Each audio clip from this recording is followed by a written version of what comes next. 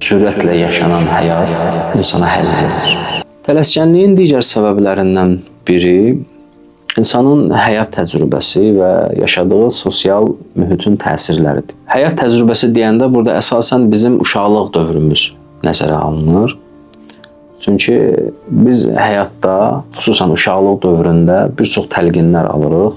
O təlqinlərdən də biri həmişə bu olub. Tez ol, tez oxu, tez ye, tez dur, tez yat, tez gəl, tez get. Sanki daim valideynlər tərəfindən uşaqlar tələsdiriliblər hər hansı bir işin görülməsi üçün.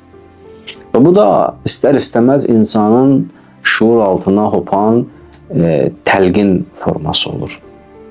Və bu sistem, beynin bu mesaj vermə belə deyək yönü biz böyüyəndən sonra da bizimlə bir yerdə olur. Yəni uşaqlıqdan sanki belə bir formada bizim beynimizi proqramlaşdırırlar.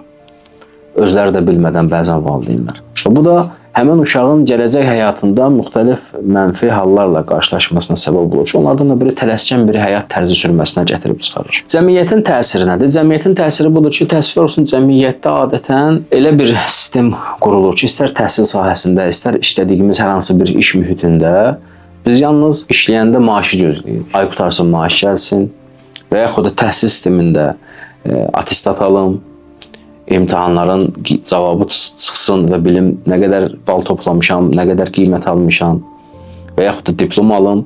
Yəni yalnız nəticələri gözləməklə məşğul ol. Çünki nəticələrə görə bizə dəyər verilir cəmiyyətdə.